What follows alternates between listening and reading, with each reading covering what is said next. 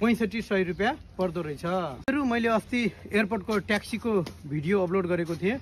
त्यो भिडियो हेरेर एकजना दाजुले सोध्नु भएको छ फ्यामिली सहित चिसापानी गएर घुमेर आएको अप एन्ड डाउन कति भनेर सोध्नु भएको छ। त्यही भएर मैले फेरि आज एयरपोर्टको ट्याक्सी स्ट्यान्डमा गएर ट्याक्सी दाजुहरूलाई सोधिरहेको छु त्यहाँको रेट कति हो भनेर। एकजना ट्याक्सी मैले यहाँ देखिरहेको छु, म त्यो ट्याक्सीमा गएर ट्याक्सीको दाजुलाई सोध्छु के कति हो।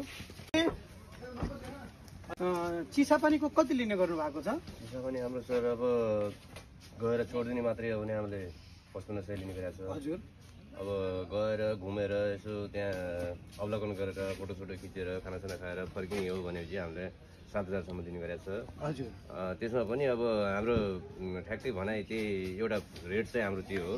त्यसमा पनि हामीले 500 अरू डिस्काउन्ट पनि गर्नु सक्छौँ, हामी 6500सम्म गर्न सक्छौँ। यो ट्याक्सी छ हाम्रो दाजुको, यहाँबाट चिसापानी पुर्याएको मात्रै उहाँहरूले 5500 लिनुहुँदो रहेछ।